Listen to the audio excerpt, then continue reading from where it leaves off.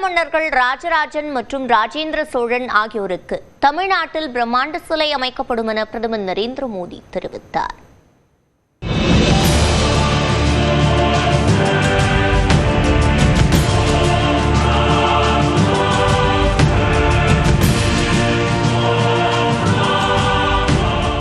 சோழ மன்னர்களில் பிரதான அரசரான முதலாம் ராஜேந்திர சோழனின் பிறந்தநாள் விழா ஆடி திருவாதிரை விழாவாக கொண்டாடப்பட்டு வருகிறது.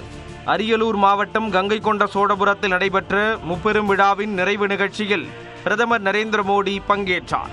வணக்கம் சோழ மண்டலம் என தமிழில் உரையை தொடங்கிய பிரதமர் சிவ முழக்கத்தை கேட்கும்போது பரவசமாக உள்ளது என்றார்.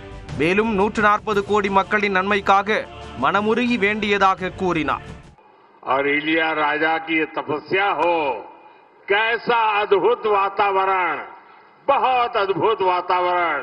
और मैं तो काशी का सांसद हूं और जब ओम नमः शिवाय सुनता हूं तो रोंगटे खड़े हो जाते हैं. சைவ பாரம்பரியத்தின் மையமாக தமிழ்நாடு திகழ்கிறது என்ற பிரதமர் தமிழ் கலாச்சாரத்தோடு இணைந்த புனித செங்கோலை நாடாளுமன்றத்தில் வைத்தது மகிழ்ச்சி அளித்தது என்றார். காசியில் இருந்து ஒரு காலத்தில் கங்கை நீர் தமிழ்நாட்டுக்கு கொண்டு வரப்பட்டதை நினைவு கூறும் வகையில் தற்போது காசி மக்களவை உறுப்பினரான தாம் கங்கை நீரை கொண்டு வந்ததாக பிரதமர் கூறினார். 2014ஆம் ஆண்டுக்கு பிறகு வெளிநாடுகளில் இருந்த இந்தியாவைச் சேர்ந்த 600க்கும் அதிகமான கலைப்பொருட்கள் மீட்கப்பட்டதாகவும் அவற்றில் 36 தமிழ்நாட்டைச் சேர்ந்தவை என்றும் பிரதமர் பெருமிதம் தெரிவித்தார். சோழர்களின் ஆட்சி காலத்தை புகழ்ந்த பிரதமர் மோடி இலங்கை, மாலத்தீவு, தெற்காசியா வரை வியாபாரம் செய்தனர் என்றார். மேலும் இன்றைய காலத்தில் பேசப்படும் நீர் மேலாண்மை, சுற்றுச்சூழல் பாதுகாப்பு குறித்து பல ஆண்டுகளுக்கு முன்பே திட்டங்களை சோழர்கள் தீட்டியதாக கூறினார். உலக அளவில் கட்டடவியலின் அற்புதமாக கங்கை கொண்ட சோழபுரம் கோயில் திகழ்கிறது என்ற பிரதமர் சோழர்கால ஆட்சி பொற்கால ஆட்சியாக இருந்தது என புகழாரம் சூட்டினார். कि चोला साम्राज्य का दौर भारत के स्वर्णिम युगों में से एक था. इस युग की पहचान उसकी सामरिक ताकत से होती है.